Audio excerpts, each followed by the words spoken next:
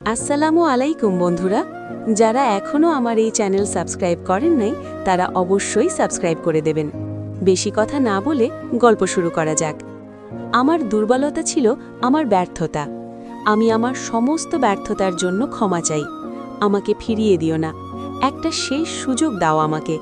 তোমার মনে জমানো যত ক্ষোভ, অভিমান আর অভিযোগ আছে ভালোবেসে সব মিলিয়ে দেব। নিজেকে উজাড় করে ভালোবাসবো তোমায়।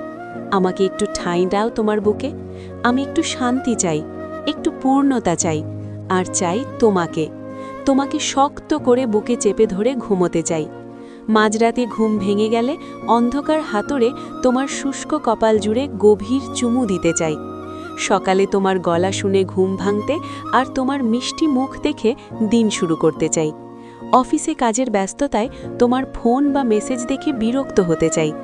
অফিস থেকে ফেরার আগে এটা লাগবে সেটা লাগবে বলে তোমার গলায় বায়না শুনতে চাই। ছুটির দিনে কোথাও ঘুরতে যাব করে একসাথে বসে শত শত পরিকল্পনায় বুঁদ হতে চাই। তোমাকে আমি ধমক দিলে তুমি কেঁদে কেটে আমার বুক ভাসাবে যখন, তখন তোমার অশ্রু ভেজা চোখের পাতায় আলতো করে ঠোঁট ডুবাতে চাই। তুমি রাগলে আমি আরও রাগিয়ে দেব। তুমি লজ্জা পেলে আমি আরও লজ্জা দেব। তুমি ভালোবাসলে আমি আরও অনেক অনেক ভালোবাসা দেব। ভালোবাসতে চাই তোমাকে, খুব করে ভালোবাসতে চাই। জাগ্রতর অনুরাগী প্রেমান্ধ কণ্ঠ সহ্য হল না ফাল্গুনীর। এক দৌড়ে ঘরে গিয়ে দরজা লাগিয়ে দিল। বুকের ভেতরে দুম দাম হাতুড়ি পেটানোর আওয়াজ যেন কানে এসে গরম কয়লার উত্তাপ নিয়ে আছড়ে পড়ছে। সব কিছু এলোমেলো লাগছে। অতীতের সবটাই কেন এত ঘোলাটে? প্রতি মুহূর্তে কেন সব হিসেবের ভাগফল গিয়ে দাঁড়াচ্ছে শূন্যের কোঠায়? যা জানা ছিল তা ভুল, যা চোখে দেখেছে তা মিথ্যে, যা মনে হয়েছে তা ঘটেনি, আর যা কল্পনার অতীত তাই শেষমেশ সত্যরূপে সামনে আসছে। ফাল্গুনী ঘরে এসে দরজা দেওয়ার পর 2 ঘন্টার বেশি পার হয়েছে।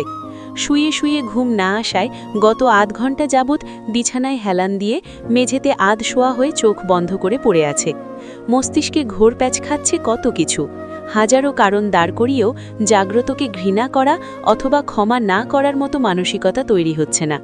পুরনো অভিযোগ সব ধুয়ে মুছে যাচ্ছে জাগ্রতর পরিস্থিতির কাছে। শত চেষ্টার পরেও যখন মন থেকে জাগ্রতর বিরুদ্ধে কোনো মত দাঁড় করাতে পারল না আগের মতো, তখন একবার মনে মনে আওড়ে নিল, তবে কি ফিরে যাব তার বুকে? ব্যাস, তাতেও ঝড় উঠে গেল বুকের ভেতর। জাগ্রতকে দূরে সরিয়ে রাখার কারণ আর অভিযোগগুলো মিলিয়ে গেছে ঠিক, কিন্তু ভালোবেসে কাছে টেনে নেওয়ার কারণ বা যুক্তি দাঁড় করাতে পারছে না নিজের জন্য। হৃদয় তার জন্য গভীর অনুভূতির উপস্থিতি বিদ্যমান, তা হাড়ে হাড়ে টের পাচ্ছে ফাল্গুনী। শুধু ফিরে যাওয়াটাই মন মানছে না। মন কেন মানছে না? কেন? কথাটা বলে মুখ চেপে ধরল ফাল্গুনী। টের পেল মনের অজান্তে মুখ দিয়ে বেরিয়ে গেছে কথা দুটো। পাশের ঘরে মা শুয়ে আছে, না শুনলেই হলো। তারপর নিজেকে শান্ত করল কিছুক্ষণ সময় নিয়ে। আচমকা কিছু মনে হতে এক লাফে দাঁড়িয়ে পড়ল চকিতে। মনে পড়ল জাগ্রত এখনই ঘরে ঢোকেনি। বারান্দার খোপের দরজাটা ক্যার ক্যার শব্দ ছাড়া লাগানো যায় না। জাগ্রত ফিরে এলে সে অনায়াসে টের পেত, কিন্তু দরজার শব্দ তো দূরে থাক, সামান্য কোনো শব্দ তার শ্রবণেন্দ্রিয় ভেদ করেনি গত 2-2.5 ঘণ্টায়। ফাল্গুনীর কলিজায় কামড় দিয়ে ধরল জাগ্রতর চিন্তা। আস্তে করে দরজা খুলল, বাইরে উঁকি দেওয়ার দরুন। কিন্তু হায়, জাগ্রতর রুম তো বাইরে থেকে শিকল তোলা, আর উঠোনের শেষ প্রান্তে বস্তার উপরেও তো বসা নেই জাগ্রত। ফাল্গুনীর হৃদয় যেন থেমে গেল। ত্রস্ত পায়ে দৌড়ে বাইরে এসে জাগ্রত বলে ডেকে উঠল উঁচু গলায়। 2 ডাকে সাড়া না পেয়ে মাকে ডেকে উঠল দৌড়ে ঘরের কাছে এসে। বিলাসী দেবীর এক ডাকেই ঘুম ভেঙে গেছে। বড্ড পাতলা ঘুমটার। ফাল্গুনী যখন জাগ্রতর কাছ থেকে দৌড়ে এসে দরজা লাগিয়েছিল, তাও টের পেয়েছেন তিনি। বিলাসী দেবী হুড়মুড়িয়ে দরজা খুলে বাইরে এসে দেখেন একটু দূরে কাঠের গুঁড়ি ভরা বস্তার থেকে একটু দূরে জাগ্রত দাঁড়িয়ে আছে, আর ফাল্গুনী ঘরের সামনে এলোমেলো হয়ে দাঁড়িয়ে আছে ভীতচিত্তে। তাকে দেখে ফাল্গুনী জাপটে ধরল আর কান্না মাখা গলায় এক দমে বলল, মা, জাগ্রত কোথাও নেই, উনি চলে গেছেন, উনি ভালো নেই মা, উনি কোথায় গেলেন? আমি কোথায় খুঁজব ওনাকে? আমার একটু সময় চাই, সেই সময়টা উনি দিলেন না আমাকে। উনি খুব খারাপ মা, খুব খারাপ।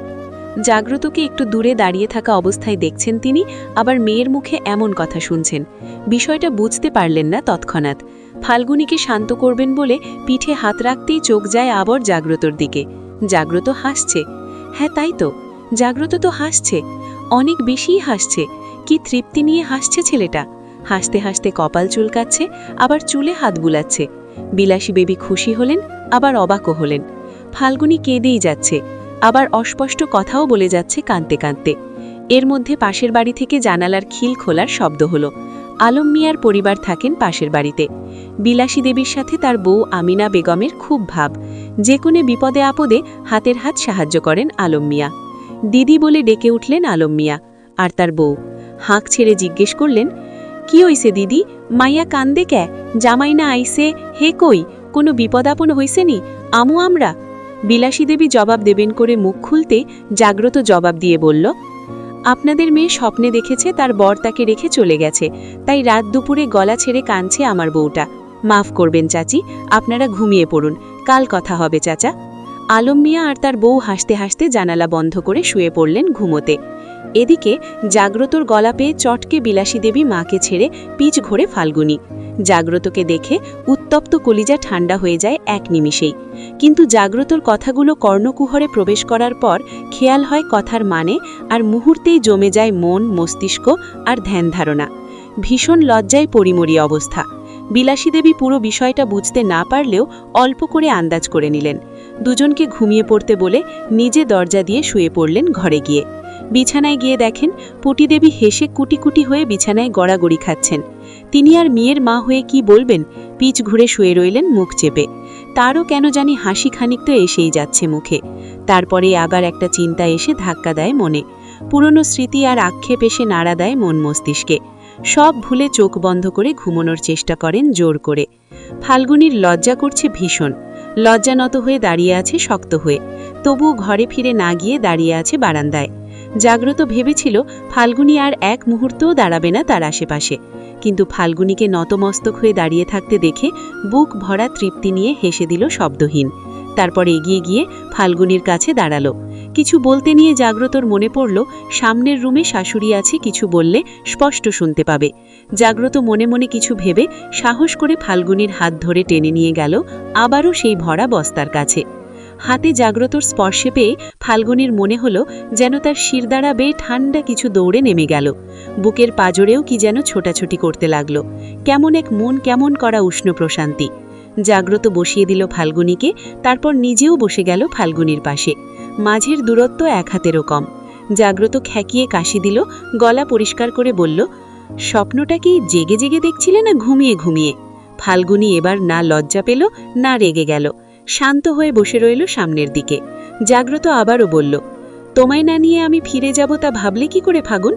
একবার ভুল করেছি বলে কি বারবার একই ভুল করব? আসলে তুমি চলে যাওয়ার পর আর ঘরে ফিরে যেতে ইচ্ছে করছিল না, আর বসে থাকতেও পারছিলাম না মশার জ্বালায়, তাই হাঁটছিলাম পুরো উঠান জুড়ে। তাই হয়তো আমায় দেখতে পাওনি। আর তারপরেই যাগ্গে সেসব, আমি বোধহয় বেশি বলে ফেলছি। তুমি কি কিছুই বলবে না? এবারও চুপ করে রইল ফাল্গুনী। তবে মুখাভাবে এক আকাশ সমান প্রশান্তি বিরাজিত তার।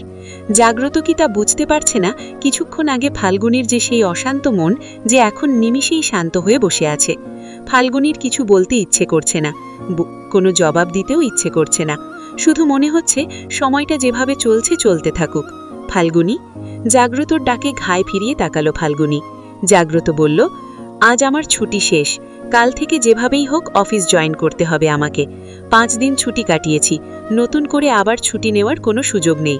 অফিস করতে হলে কাল ভোরেই আমাকে রওনা হতে হবে গাজীপুরের উদ্দেশ্যে। তুমি যাবে তো আমার সাথে? ফাল্গুনীর কথায় জাগ্রত জবাব দিল কোমল কণ্ঠে।